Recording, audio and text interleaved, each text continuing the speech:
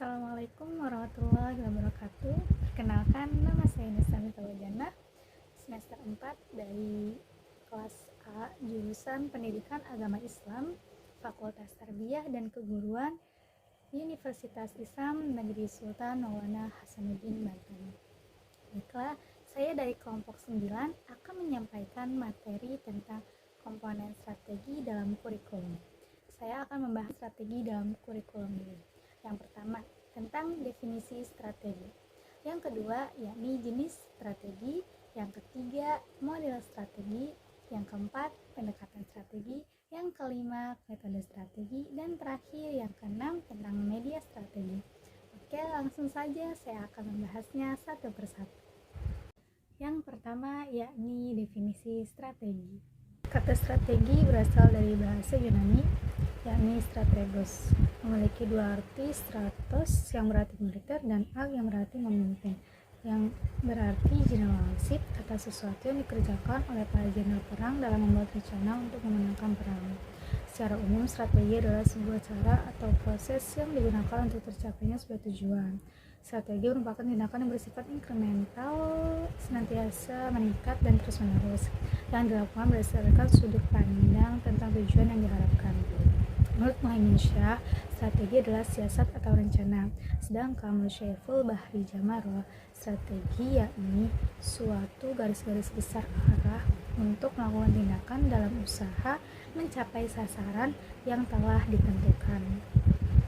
Definisi strategi bagi para ahli terdapat beberapa pandangan, yakni yang pertama, menurut Marus, strategi adalah proses penentuan rencana para pemimpin puncak yang berfokus pada tujuan jangka panjang organisasi, disertai penyusunan suatu cara atau upaya bagaimana agar tujuan tersebut dapat dicapai. Yang kedua, menurut Chandler menuliskan definisi strategi sebagai alat dari perusahaan atau sebuah kumpulan organisasi yang digunakan untuk mencapai tujuan yang diinginkan, untuk keperluan jangka panjang, dan juga digunakan untuk pemprioritasan alokasi sumber daya. Yang ketiga yaitu menurut Quinn menuliskan bahwa strategi merupakan satu bentuk rencana yang mengintegrasikan sebuah tujuan maupun kebijakan yang dirangkai menjadi satu kesatuan yang utuh. Yang keempat, yakni Porter menuliskan bahwa strategi adalah alat penting yang sangat berguna untuk memperoleh sebuah keunggulan dibandingkan dengan yang lainnya. Strategi merupakan bagian penting dalam berbagai konteks, termasuk bisnis, manajemen, dan pengembangan kurikulum. Komponen strategi berhubungan dengan implementasi kurikulum. Strategi itu meliputi rencana, metode, dan perangkat kegiatan yang direncanakan untuk mencapai tujuan tertentu. Sedangkan strategi pembelajaran merupakan rencana tindakan atau rangkaian kegiatan termasuk penggunaan metode dan pemanfaatan berbagai sumber daya atau kekuatan dalam pembelajaran. Strategi itu disusun untuk mencapai tujuan tertentu. Yang kedua, yakni tentang jenis strategi kurikulum. Terdapat 5 jenis strategi kurikulum. Yang pertama, kurikulum berbasis kompetensi, berfokus pada kompetensi yang harus dimiliki oleh siswa, termasuk keterampilan, pengetahuan, sikap yang relevan dalam kehidupan nyata sehari-hari. Yang kedua, kurikulum berbasis nilai, menekankan nilai-nilai moral dan etika dalam proses pembelajaran. Yang ketiga yaitu kurikulum berbasis konten, berpusat pada materi pelajaran dan isi kurikulum. Yang keempat yakni kurikulum berbasis sekolah, disesuaikan dengan kebutuhan dan karakteristik sekolah tertentu. Yang kelima yakni kurikulum berbasis kebutuhan, menyesuaikan dengan kebutuhan siswa dan lingkungan belajarnya. Dalam strategi kurikulum tadi terdapat 5 jenis, sedangkan dalam pengembangan kurikulum terdapat beberapa jenis strategi yang dapat digunakan. Saya akan membahas 4 jenis strategi, diantaranya yakni 1. Studi tiru ke sekolah penggerak. Strategi ini melibatkan observasi, peniruan, dan modifikasi dari praktik yang telah terbukti efektif di sekolah penggerak. Fokusnya adalah pada pengembangan hasil belajar siswa secara holistik termasuk kompetensi dan karakter. Yang kedua, pendekatan subjek akademik, humanistik, dan teknologi. Pendekatan subjek akademik berfokus pada materi pelajaran yang disesuaikan dengan kurikulum yang ada. Pendekatan humanistik menekankan pada pengembangan pribadi, kreativitas, dan nilai-nilai. Sedangkan pendekatan teknologi mengintegrasikan teknologi dalam proses pembelajarannya. Yang ketiga, prinsip pengembangan kurikulum berpusat pada peserta didik, yakni memperhatikan kebutuhan, minat, dan karakteristik peserta didik. Yang selanjutnya yakni kontekstual, menghubungkan materi dengan situasi nyata dan lingkungan sekitar. Selanjutnya esensial, fokus pada materi yang esensial dan relevan. Terakhir, akuntabel, yakni memastikan evaluasi dan akuntabilitas dalam implementasi kurikulum.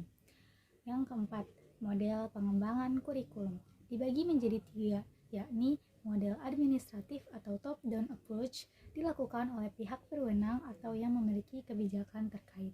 Yang kedua, model pendekatan grassroots atau grassroots approach, artinya berbasis pada partisipasi masyarakat dan guru. Yang ketiga, model BICAM, yakni menggabungkan aspek teori dan praktik. Yang terakhir, yakni model demonstrasi, menggunakan contoh dan praktik langsung. Yang ketiga, yakni model strategi. Model strategi yang relevan untuk memastikan keberhasilan implementasi, yakni ada beberapa yang harus diperhatikan. Yang pertama, landasan filosofis dan prinsip kurikulum. Model ini mencakup prinsip-prinsip dasar yang akan menjiwai kurikulum. Prinsip-prinsip ini membentuk landasan moral, etika, tujuan pendidikan yang akan diwujudkan dalam kurikulum. Yang kedua, yakni keterlibatan berbagai pihak. Pengembangan kurikulum melibatkan banyak pihak, termasuk guru, orang tua, masyarakat, dan stakeholder lainnya. Modal ini memastikan bahwa kepentingan semua pihak terakomodasi dalam kurikulum. Yang ketiga, yakni kreativitas dan inovasi. Modal ini mengacu pada kebebasan berkreasi dalam merancang kurikulum. Pengembangan kurikulum yang inovatif memungkinkan lahirnya kreator yang responsif terhadap kebutuhan masyarakat dan tuntutan zaman. Yang keempat, yakni sosiologi kritis dan mentalitas. Internalisasi sosiologi kritis membantu memahami konteks sosial dan budaya di mana pembelajaran terjadi. Mentalitas seperti kejujuran, keadilan, kasih, dan sayang juga harus tercermin dalam kurikulum. Yang kelima, yakni strategi pembelajaran yang berbeda. Model ini mencakup strategi pembelajaran inovatif yang berbeda dari yang telah ada sebelumnya. Mengubah strategi pembelajaran dari reproductive view of learning menjadi constructive view of learning. Konsep reproductive view of learning yang selama ini dihasilkan hanya menghasilkan keluaran yang bersifat mengikut saja, tanpa mampu bersikap kritis, kreatif, dan mempunyai nilai-nilai mental. Ini berbeda dengan konsep constructive view of learning yang berpegang pada nilai-nilai kritis, kreatif, dan nuansa mentalitas. Dalam konsep ini, agar dihasilkan mutu pendidikan tinggi yang berkualitas, maka anak didik diinternalisasi dengan sikap kritis. Salah satu diantaranya adalah dengan paradigma dekonstruksi, keluar dari kotak awal pengetahuan yang membelenggu, serta dijiwai nilai-nilai mentalitas berupa kejujuran, keadilan, kasih, dan sayang. Yang keempat, yakni pendekatan strategi. Dalam pengembangan kurikulum, terdapat beberapa pendekatan strategi yang dapat digunakan untuk merancang dan mengembangkan kurikulum secara efektif. Berikut ada 3 pendekatan yang relevan. Yang pertama, pendekatan subjek akademis. Pendekatan ini adalah salah satu model tertua dan masih banyak digunakan hingga saat ini. Fokusnya adalah pada mata pelajaran akademis yang telah ada sebelumnya. Pengembangan kurikulum dilakukan dengan menetapkan materi apa yang harus dipelajari oleh peserta didik berdasarkan disiplin ilmu yang telah ada. Tujuan utamanya adalah mentransfer pengetahuan dari masa lalu kepada siswa. Yang kedua yakni pendekatan humanistik. Pendekatan ini menekankan pada pengembangan pribadi siswa, lebih berorientasi pada nilai-nilai, kreativitas, dan interaksi sosialnya, mengutamakan pengalaman belajar yang bermakna bagi siswa. Yang ketiga yakni pendekatan teknologi. Pendekatan ini mengintegrasikan teknologi dalam proses pembelajarannya, menggunakan alat-alat digital, aplikasi, dan media interaktif untuk menyampaikan materi, fokus pada efisiensi dan efektivitas pembelajaran. Selanjutnya yang kelima yakni metode strategi. Dalam pengembangan kurikulum, terdapat berbagai metode strategi yang dapat digunakan untuk merancang dan mengembangkan kurikulum secara efektif. Berikut beberapa metode yang relevan. Yang pertama, model Tiller. Dikembangkan oleh Ralph Tiller pada tahun 1940. Pendekatan ini yakni pendekatan deduktif yang melibatkan 4 tahap. Yang pertama, analisis tujuan, yakni menetapkan tujuan pembelajaran apa yang ingin disampaikan. Yang kedua, yaitu pengalaman belajar siswa, memilih pengalaman belajar yang sesuai dengan tujuan pendidikan. Yang ketiga, yaitu mengorganisasikan pengalaman belajar, mengatur pengalaman belajar secara vertikal dan juga horizontal. Yang terakhir, yaitu evaluasi, yakni penilaian pencapaian tujuannya. Yang kedua, yaitu model Taba terbalik, dikembangkan oleh Hilda Taba. Pendekatan ini yakni induktif yang dimulai dari pengalaman belajar konkret siswa. Tahapannya melibatkan pengamatan, penyusunan konsep, dan abstraksi. Yang ketiga yaitu model Rogers, berfokus pada hubungan interpersonal antara guru dan juga siswa, mengutamakan komunikasi, empati, dan kepercayaan dalam proses pembelajaran. Yang keempat yaitu model Beecham, menekankan pada kreativitas dan fleksibilitas dalam merancang kurikulum, menggabungkan aspek teori dan juga praktik.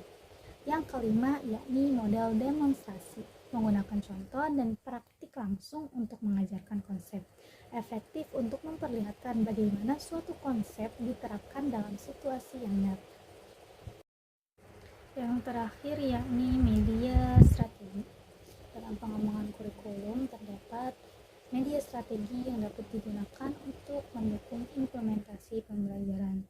Yang pertama melalui media visual. Media visual ini yang bisa dilihat oleh mata, seperti poster, gambar, dan diagram, dapat membantu memvisualisasikan konsep dan materi pembelajaran.